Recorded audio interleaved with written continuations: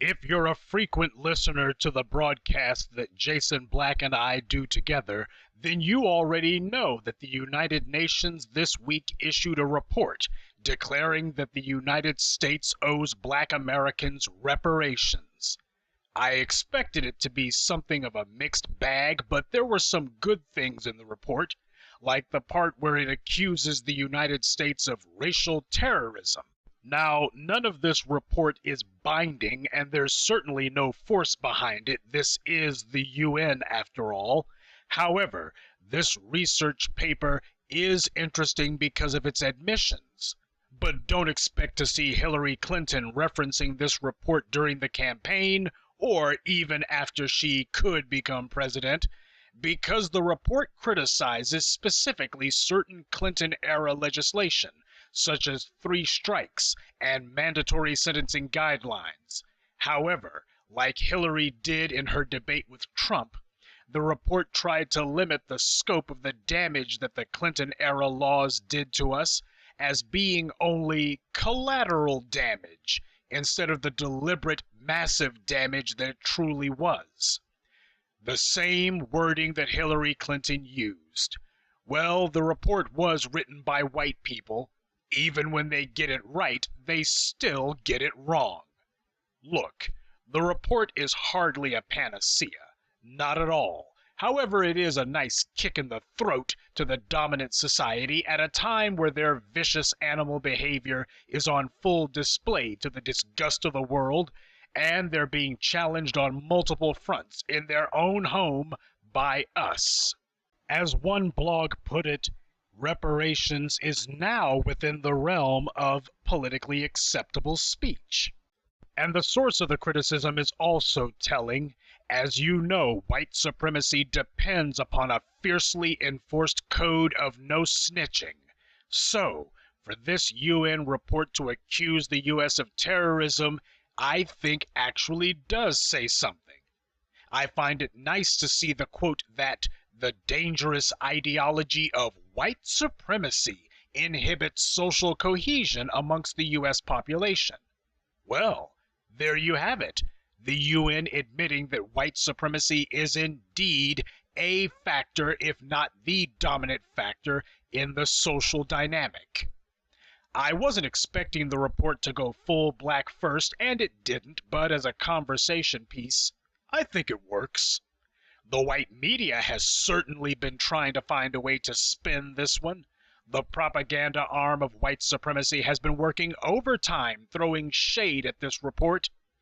They can't say that it's inaccurate, so instead they've been trying to see if they can raise some doubts as to the necessity of the report. Realizing that this is the latest in a flood of pressure coming at them from all sides, the dominant society is trying to use their media monopoly to question the basis of the report. Should the U.S. pay slavery reparations? Now, they never ask if the U.S. should pay money to Jews, even though the Holocaust happened in Europe and not the U.S., and the white trash who oppose slavery reparations said nothing when Native Americans get tax-free status and reparations, even though there hasn't been anyone alive who was part of the Native American genocide in nearly 80 years. Never mind the fact that many of the Native American tribes were not only collaborators in the European invasion, but also in the slave trade itself. The UN report tried every trick to limit the scope of what damages the U.S. would owe Black Americans for. The report tries to stick strictly to the aspect of wage compensation, and even then it only starts the meter running at 1787, the year the Constitution was ratified. This totally ignores the first slaves having been brought to the colonies in 1619, which was when North American slavery began. Officially, anyway. But even were we to expand the scope of slavery to its proper dimensions, it would still be insufficient, because slavery did not merely disadvantage Black people in terms of pay for their labor, it also disadvantaged Black Americans in terms of the formal opportunities that we were shut out of, and the benefits we could have derived from them for the first 350 years of the country's history. African Americans could only watch as their slave labor was used to build an empire whose spoils they have been systematically barred from accessing through the most ruthless, most relentless, violent campaign that the world has ever seen. Not only did the dominant society have the benefits of our labor, but at no point were they ever in danger of having to share it with the people who generated it in the first place. Slavery did not merely impoverish us, it enriched the white population of the U.S. Without our slave labor, there wouldn't have been a society worth coming to for all the wretched refuse of Europe. No one benefited from our uncompensated labor more than American industry and the American government, who derived all kinds of taxes and military might from the power of the economy. Yes, the rise of the United States economy was sudden and massive. But what white people refuse to admit to is that this was only possible because the white population was able to harness the massive natural resources of the Americas at virtually no cost. No matter what right-wing nuts try to say, everyone knows the most expensive aspect of running a business isn't taxes. If that was the case, then most U.S. businesses would be flocking to Ireland, where the taxes are low. Taxes are actually a moderate cost of doing business. The biggest single cost for any business is labor. People cost money to hire, cost money to keep on the payroll. Labor is not a tangible commodity. Worse than that, it's mobile. If you can get people to work for free, then you will literally have a license to print money, which is precisely what the peculiar institution benefited the U.S. with for the first 350 years of its history. Imagine the massive economic progress that is possible when you don't have to pay anyone. America built its economy on textiles. This was why, when we were confined to the plantations, they said, "Cotton is king," because slave plantations in the South produced cotton that went to the industrialists in the North who owned and ran the textile mills. Britain was the formerly dominant power in textiles, having built a large part of their empire on it, mostly through their colonization of India, but that was only possible so long as they had control of the colonies of North America. When Britain lost the colonies, not only had they lost the cotton and the resultant textiles, worse than that, they also lost the slave labor that produced so many other goods for them, such as sugar. So, when Britain claims to have abolished slavery in 1833, you can dismiss that for the lie it is. It was just that in 1833, the Brits finally gave up the ghost and abandoned any plans to edge their way back into the slave trade, which the American rebels had already locked them out of. This was why Britain could never compete with the newly independent United States in textiles. Britain had lots of broke, dirty peasants, but no resources. The U.S. had both the labor and the resources. As Dr. John Henrik Clarke taught, power requires that you control the resources and the means of production. And in controlling the cotton fields and the textile mills, the U.S. had a lock on both. The United States could underbid all the other European powers for textiles, and they did, because the U.S.'s most vital industry was being operated for free, and nobody can compete with free. Slavery was the only thing that made the U.S.'s rise to power possible. Without the free slave labor, you have no U.S. economy. No U.S. economy means no United States. How do you think the U.S. was able to pay for French and Dutch assistance? How do you think they were able to hire mercenaries? Both George Washington and Thomas Jefferson were plantation owners, and they both wound up having to use their own personal money to pay the volunteers for the First Continental Army. So, the American Revolution was literally funded by black slave labor. Every penny that Washington and Jefferson put into the war effort came from the blood and toil of black people. There's a reason why the so-called American economic miracle was only possible here. It's because slavery alone made America possible. All the founders of the United States acknowledged that. The seditious traitors of the Confederacy reaffirmed this in 1861 as each of the redneck states wrote out their reason for secession, that they were determined not to lose the free money they were getting as the result of black slavery. Without the economy built on our black backs, there would have been nothing for the German emigres to come here for.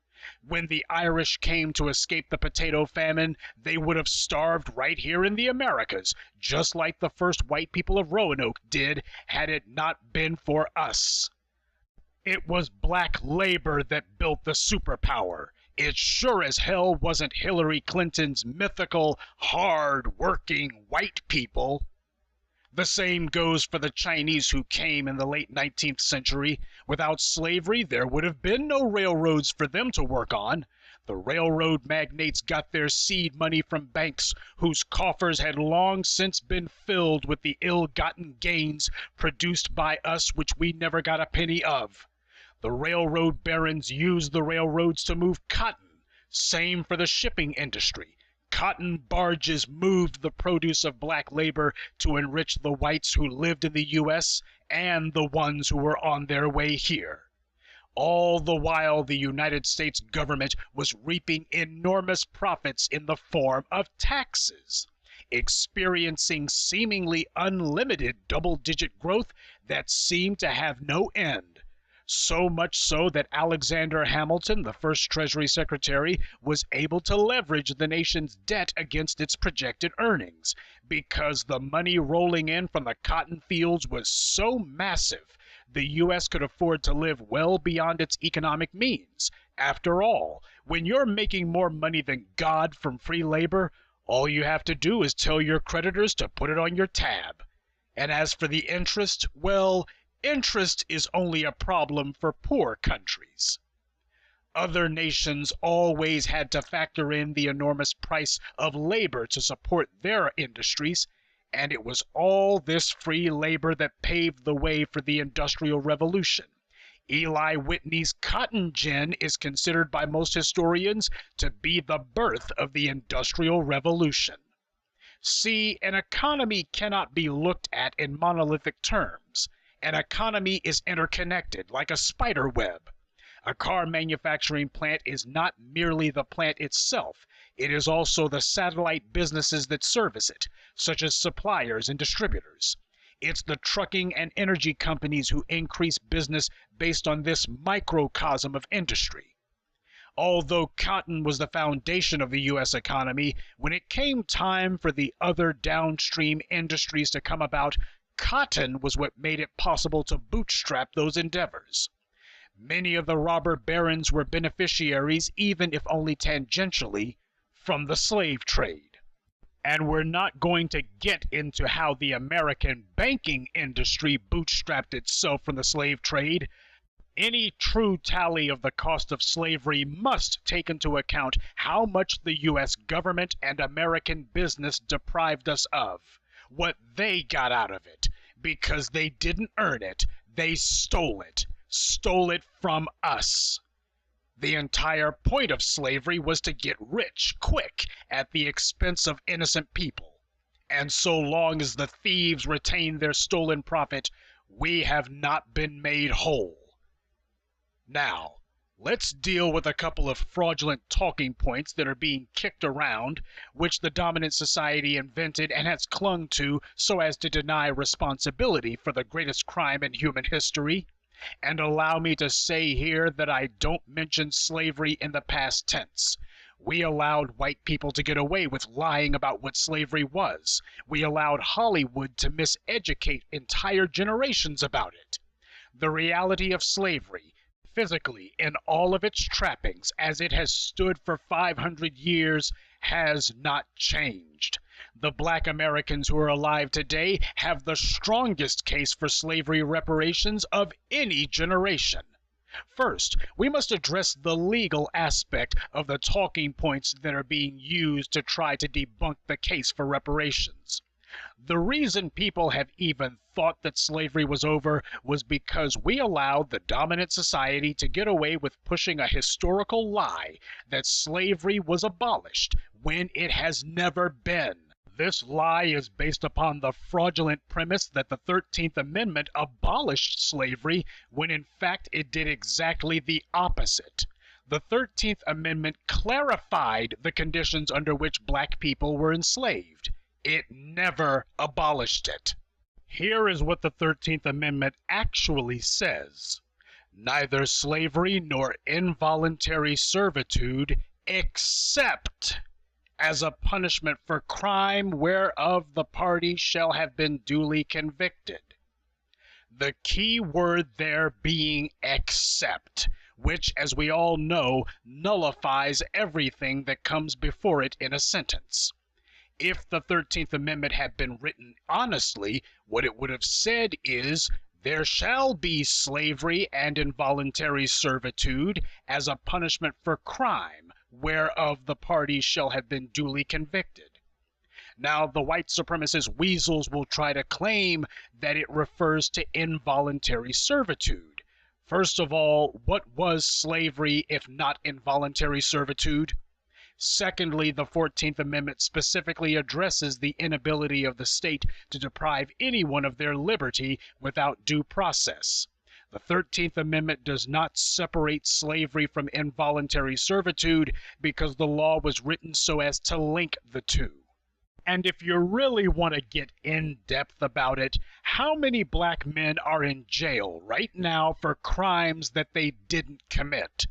Better yet, how many black men have been sitting there for years in many cases without ever having been convicted of a crime? Any way you slice it, both the letter and spirit of the 13th Amendment have been violated flagrantly by the white majority ever since 1865. The only thing the 13th Amendment did was to socialize the institution of slavery. Slavery passed from the hands of the private sector into the hands of the public sector. Black slave labor became a public good as the U.S. federal government, in plain writing, declared that black slavery was to be exclusively a state right. Read the thing. It says except as a punishment for crime, which is precisely how the state has used black slave labor ever since. Beginning with the chain gangs of the late 19th century, from there in-prison labor camps. Today, Fortune 500 companies have entire prison factories. Most of the people working in them are black, working for no pay, to make rich white corporations even richer. The formerly private trappings of slavery and the control mechanisms created to support it all became governmental. The plantations were replaced by the projects. The cotton fields were replaced by the unskilled labor market. And the slave catchers were replaced by the police. The exact same societal structure that existed during slavery is still with us today. Black people everywhere are concentrated into small, impoverished quarters and are kept there, both by legal policies and through brutal social measures. Our movements, both as individuals and as a group, are closely monitored and controlled, particularly the movements of black men. You can be snatched off the streets at any time for no reason. This is why no one has been held accountable for the off-the-books prison facilities in Chicago, and they're not going to be. The city of Los Angeles imprisoned Michael Walker, an innocent man, for 2 years without so much as even charging him with a crime. And they were allowed to keep him locked up for those 2 years while they argued their case all the way up to the Supreme Court. This was a blatant violation of both the 6th and 14th Amendments. But that wasn't the reason that the Supreme Court denied Los Angeles' insistence to hold Walker without ever trying him. The Supreme Court simply said that Los Angeles could be held liable for withholding evidence, that Michael Walker, who has since died, was held for years without ever being charged, never came up in the Supreme Court's ruling because they understand that a slave cannot be illegally imprisoned. Black people are very quick to celebrate the one or two legal rulings that allegedly go our way without ever examining what these rulings actually say. None of them reference us as having had our constitutional rights violated. They all only mention some legal technicality that was violated, never our constitutional rights. How many black men are behind bars right now without charge, many in solitary confinement without trial? The man who allegedly beat up Dylan Roof was one of them. He had been locked up for 18 months without a trial. It was only the money that he got in donations that got him out. Black people are able to be paid for our work, but only for menial, tiny wages, which have to go back into the hands of the very same white people who gave it to us in the first place. And black people can be and are killed every single day by white race soldiers who the state has authorized to kill us with impunity. The daily slaughter of black people taking place is not happening in spite of the government, it is happening because of it. So you see, under the Constitution of the United States, slavery has never stopped being the law of the land. In any discussion of reparations, that is the very first point that must always be raised. This is, in part, the result of black people allowing the white majority to tell that lie and then indulge themselves with the lie. Every time that you claim slavery ended, you help to perpetuate their lie. Black people need to understand that it is not harmless when you echo the lies white people have told for hundreds of years. When you claim that we're free, what you're really saying is that white people stopped oppressing us when they have not. You provide them with rhetorical cover, which they use as a propaganda shield from behind which to deny responsibility for the crimes they committed and still commit, and to also launch their attacks upon us. After all, you can't say black people are being oppressed when so many of us claim that we're not. You can't claim slavery still exists when most black people themselves agree with the idea that it doesn't. Black people suffer from a type of schizophrenia where the subject of slavery is concerned. When Michael Brown is murdered, we'll claim that slavery is alive and well, and then the very next day claim that it's not. When white people are standing in front of us, we become bashful about the idea of slavery. But around one another, behind closed doors, suddenly slavery is back. You cannot have it both ways. Most black people know damned well that we are not free and have never felt that we are. But when white people come around, when they get in our faces, especially with a microphone, the Willie Lynch chip kicks in and we have only one impulse: to make sure white people are smiling when they're around us. Don't offend them in word or deed. And that usually starts with the issue of whether or not they've done us wrong. Worse than that, soon as they come around, we start trying to degrade ourselves to amuse them. I'm not mean to white people in general, believe it or not, but I am stern with them. I have a healthy disdain born from the understanding of the reality of the world I live in, one shaped and dominated by white supremacy, which they benefit from at my expense.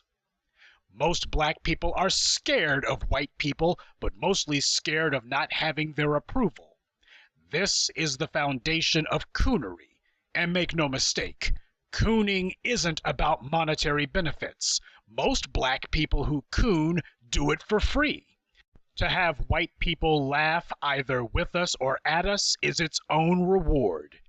This pathetic need black people have to make white people feel comfortable around us at all costs will be the death of us, literally, and it will be justified by our own incompetent, irresponsible actions. Now, let's address another of the pathetic talking points that white supremacists try to use to defend the idea that reparations for slavery are not in order. The United States was economically and militarily supporting the European powers who were enslaving us. So the white lie about black people selling one another into bondage falls flat. That's not how slavery happened at all. The real way that it happened was Portuguese and Spanish barbarians killed Africans on the coast and set up imperial fortifications, later to be called slave forts. It was from these permanent land-based outposts that they headed inland and began to kill Africans there. Eventually, they made the same ultimatum to all the African societies that they encountered. Give us your land and your people, or die. If white people really want to claim that the European wasn't the sole perpetrator of slavery, then why is it that in all of the United States abductions of Africans, not once did they ever invite any of the African kings they encountered to the colonies of the U.S.? Why did they never set up any foreign legations with the African rulers they encountered? There's a reason why you never see any treaties or trade documents drawn up with the Africans. That's because there were none. White people were the ones who sold their in-laws into slavery. Britons sold their family members to the Scandinavians. Scandinavians sold Britons and their own Norse kin to the Arabs. And the Europeans were all selling the Slavic people to everyone. When white people tried that rhetorical misdirection about Africans were to blame for slavery, they're taking their own European corruption with other white people and attempting to project it onto us. If the Africans were so eager to sell one another into slavery to white people, then why did the Africans go to war with the Europeans when they invaded our lands? Why did the Africans continue to fight the Europeans afterwards? And why did not so much as one African ruler ever attempt to revive the slave trade? After the so-called end of slavery laws were passed, not so much as one African king, official, representative, or even African citizen has ever or had ever gone to the Europeans and offered them Africans as slave labor. Remember, slavery was allegedly abolished with the Europeans. Would have taken a while for the Africans to get the memo. Never mind the fact that the Europeans were still invading well into the 20th century. Wouldn't it make sense that if the whites were still flooding into Africa and the allegedly dirt-poor Africans had nothing to offer other than their labor, wouldn't they be begging white people to buy a few of them? Why is it that the Africans were not still trying to sell their brethren into slavery to the Europeans who showed up in the late 19th century, decades after slavery had allegedly been abolished? White people were and have always been the driving force behind the slave trade. The whites have never politely asked for anything. They put a gun to your head and rob you. That's how they got a foothold in the Americas. That's how they got the Mexican territories, how they got Hawaii, the Philippines, Iraq, and Afghanistan. They've never asked permission before they take millions of lives. Why would you be so silly as to think they did when they decided to take millions of laborers? There have been plenty of attempts by whites to place the blame for their actions on anyone but themselves. That's standard operating procedure for them, and we ought to be smarter than to believe it. You see what they do after race soldiers kill us in cold blood. It's always the black person's fault, no matter how blatant the white crime is. They want to claim that the Africans sold tens of millions of Africans, then tell the bastards to produce the receipts. Because we can show how the Africans arrived in the U.S., but it's funny how the whites can never produce any bills of sale. Slavers kidnapped the Africans. Lloyd's of London's, among many other insurance companies, insured the slave ships and their stolen cargo. Americans set up the slave markets where the people were sold. But notice how not one of them ever references any Africans who allegedly sold them other Africans in their business journals. No one mentions how King thus-and-so gave them a really good deal on Ghanaians this month. Slavery is the largest and worst single crime in human history, and the most well documented. And not only has this crime gone unpunished, it's also gone unfinished.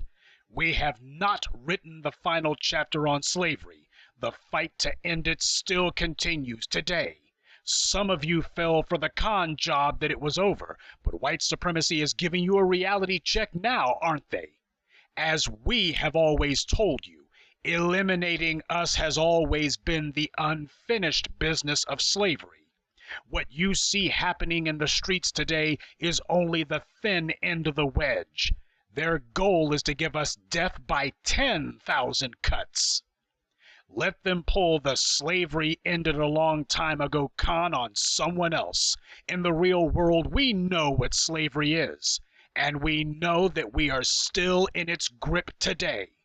Look, nobody is seriously saying that since the UN has tacitly acknowledged what we've been saying for centuries, that this somehow means the US is going to fall to its knees and beg forgiveness. White supremacy means never having to say you're sorry. Keeping black people in a subservient position until we've been effectively eliminated is official policy in the US, and it's the most important aspect of American society. However, this moment shouldn't be allowed to pass without at least acknowledging it. The United States is the single biggest criminal enterprise in human history. And its biggest crime was its first, the enslaving and continued enslavement of African people. I, for one, find it amusing that the U.S.'s international puppet has decided to talk back to its paymaster. Perhaps someone was moved by conscience. No, that's giving the Europeans too much credit. But perhaps they were looking at the Trump effect on this country and deciding that the red, white, and blue thug needs to be checked. Maybe it was just one guy who didn't get the memo. I don't think it's an accident that this report has been released at this moment. Either way, the fact that this happened at all is a feather in our cap. It's renewed the argument in a big way, and if for no other reason, it deserves to be discussed.